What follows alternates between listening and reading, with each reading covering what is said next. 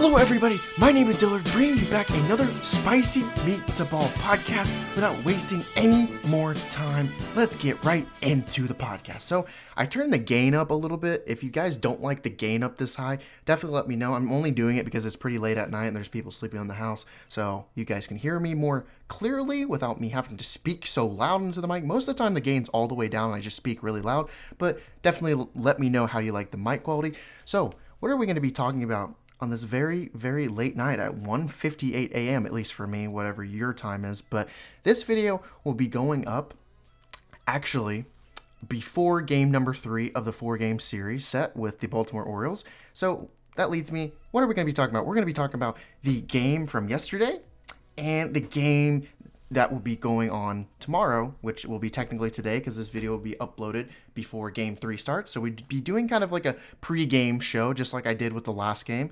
So let's go ahead and dive right into it. So for the game number 2, it was fantastic. The pitching was absolutely fabulous.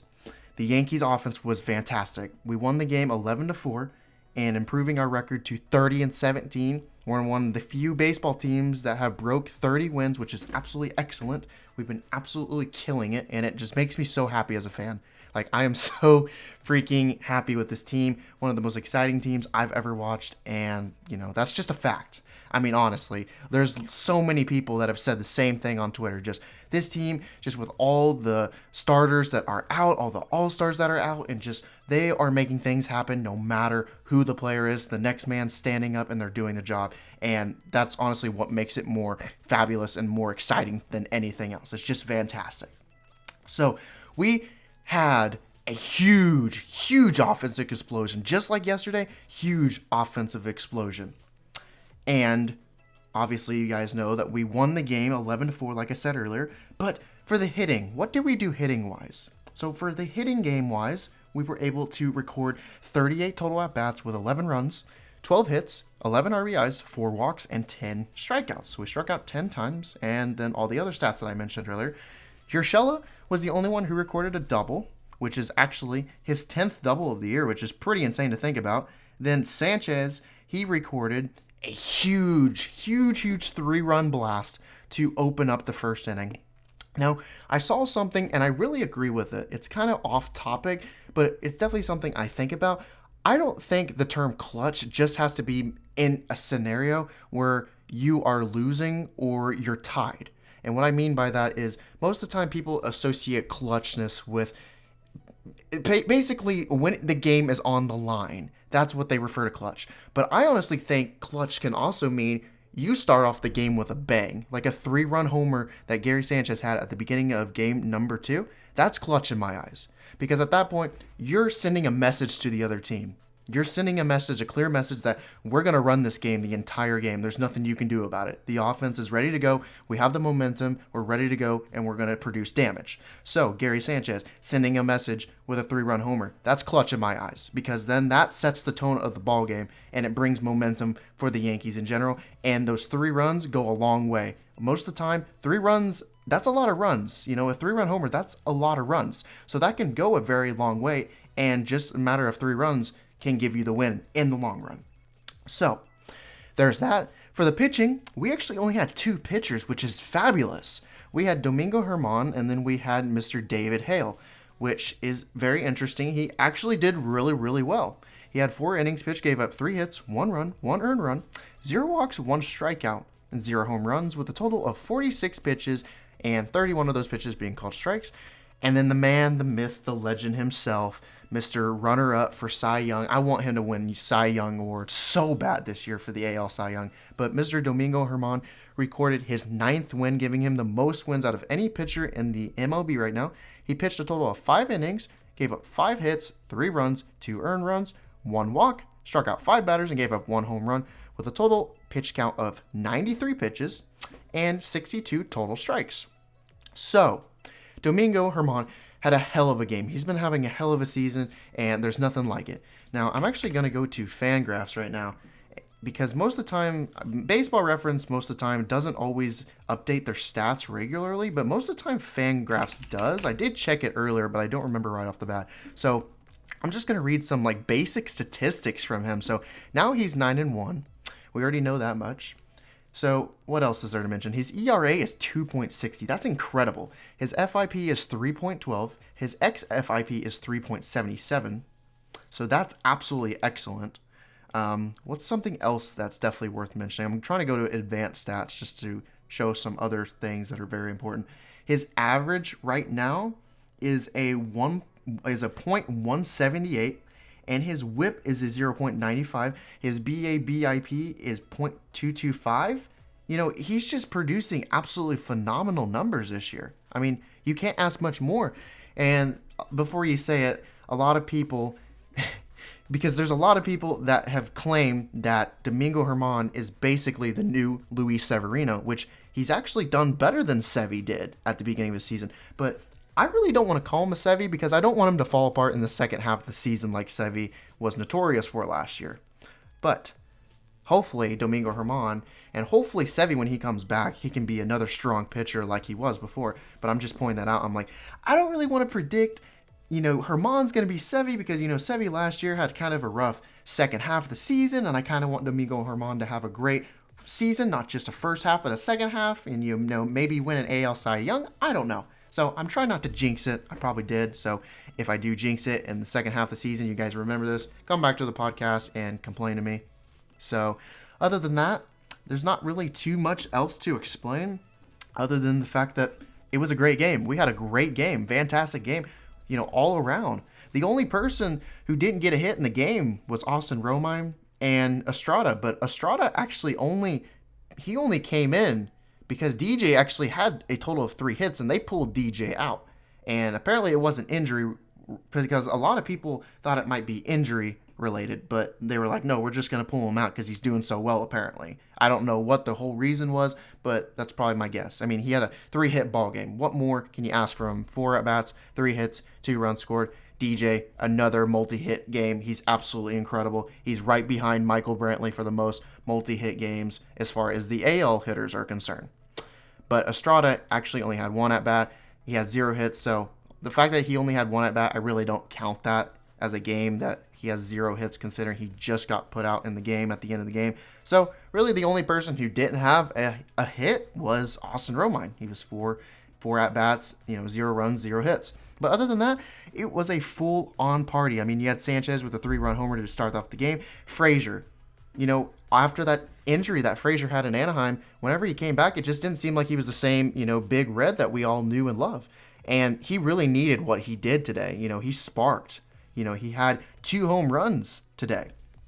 And he had a total of 5 RBIs. One of the home runs was a 2-run homer, and the other one was a 3-run homer. So, he absolutely needed that. So I'm very glad that he is coming back, and I hope he becomes the dominant hitter that he once was and isn't just hitting home runs like this in Camden Yard or, against the Orioles in general. I hope it's not just the Orioles that he's dominating, but he dominates every team that he faces like a natural-born hitter does.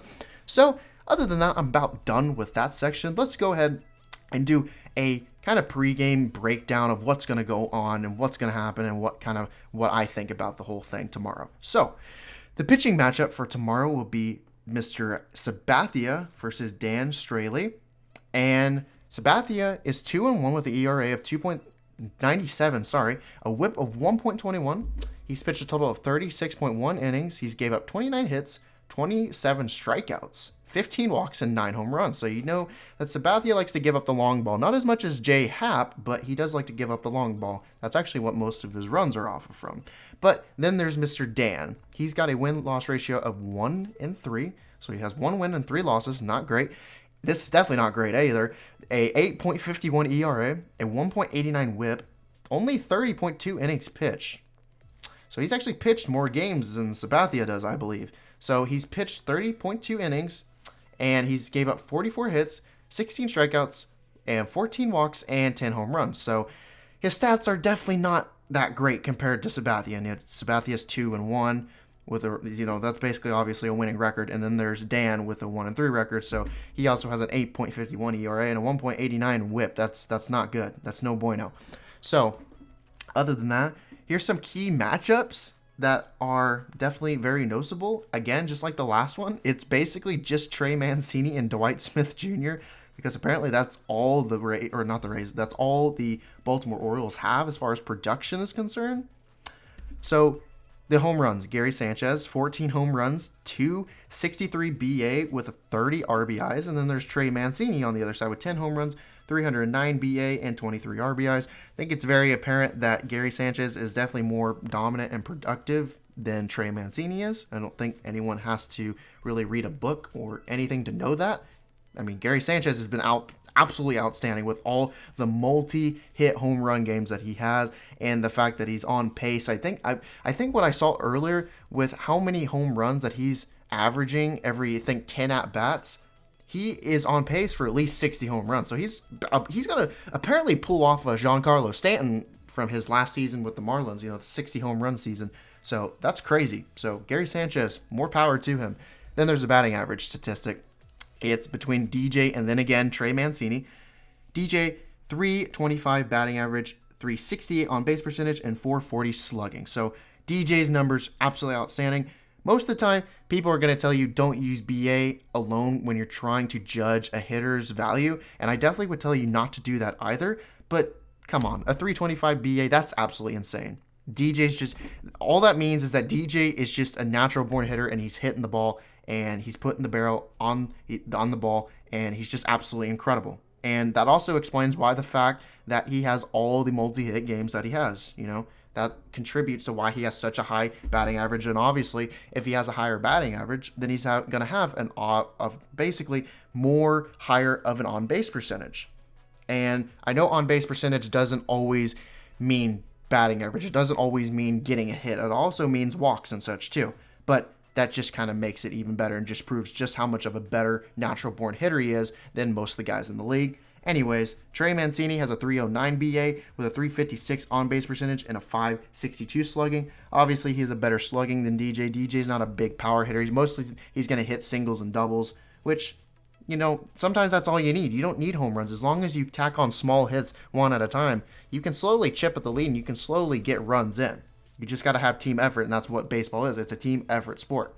So, also, Trey Mancini's OBP, like I said, on base percentage is 356, so it's definitely lower than DJ's, but it's still great. I mean, Trey Mancini, I don't know if the Orioles are planning on keeping him for a while, but I could definitely see Trey Mancini going to a really good team eventually when he is able to be traded. The arbitration system, I'm not really sure how all that works. I mean, I kind of do, kind of don't. I'm not really that big in baseball business and such like that. So it's definitely something I have to touch up on as far as topics are concerned. But my point is, I definitely could see Trey Mancini playing for a really great team when he gets that opportunity. When he doesn't have to play for the Orioles and he's not stuck and he can choose where he wants to go. You know what I mean?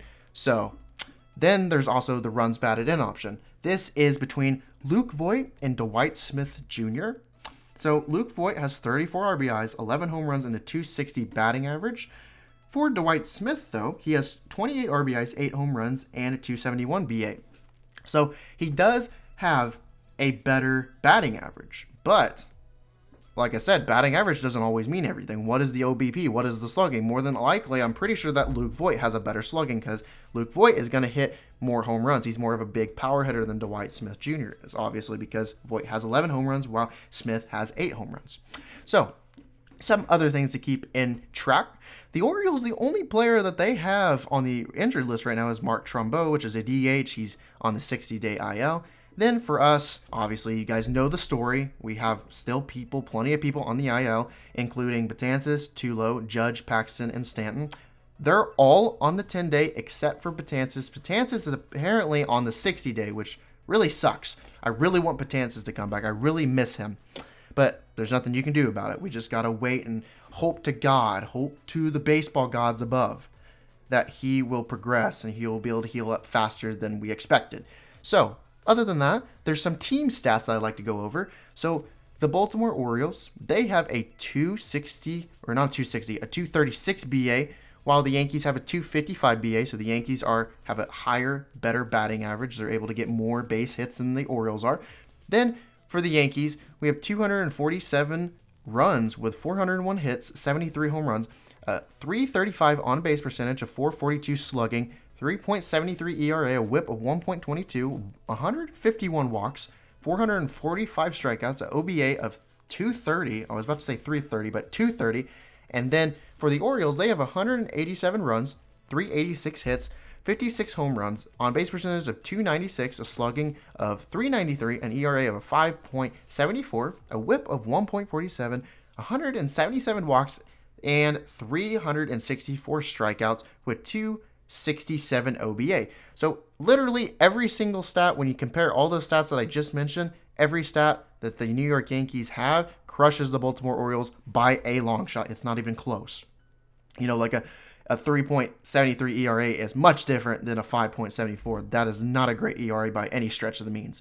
So what else can we go over? So the Yankees' last 5, we have won 4 out of 5. The only one that we lost in those last 5 games was the second game, the middle game, that actually went into extra innings, into 11 innings with the Tampa Bay Rays, where we ended up dropping that game 2-1. What about the Orioles? The Orioles are quite the opposite. They've lost 4 out of their last 5. So they are 1-4. And that game happened to be a 4-game series with the Indians, which was the second game on May 17th, where they won against the Orioles, or not the Orioles, sorry. They won against the Cleveland Indians 5-1.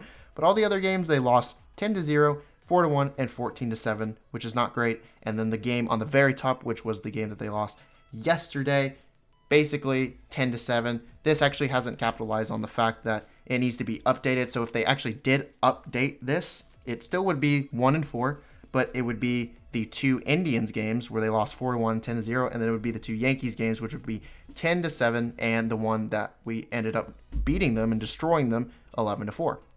So there's that. I would actually like to point out how great Domingo Germán's being lately. Like, just the fact of, like, I know I went over his stats earlier, but he has absolutely been outstanding.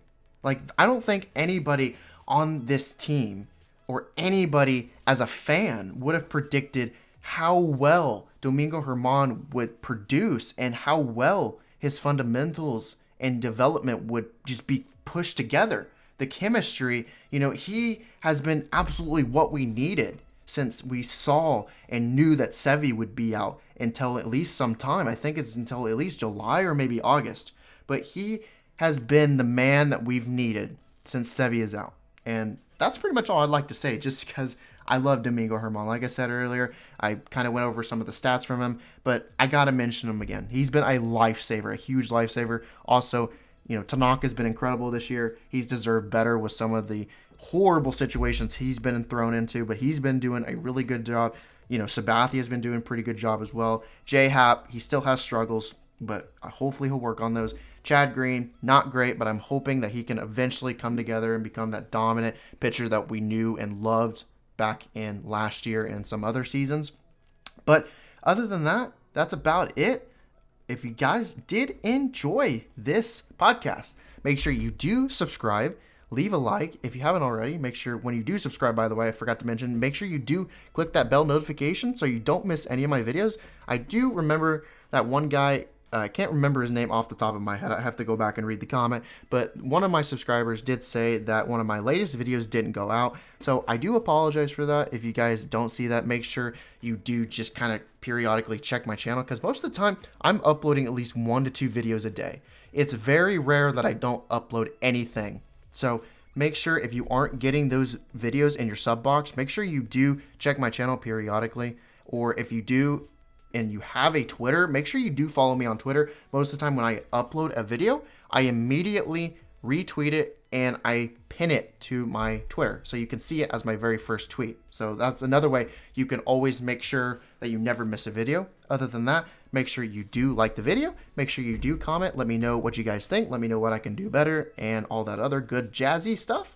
And most importantly, have a fantastic day, guys. Stay safe. Other than that, hope you guys have a wonderful day. See you guys later.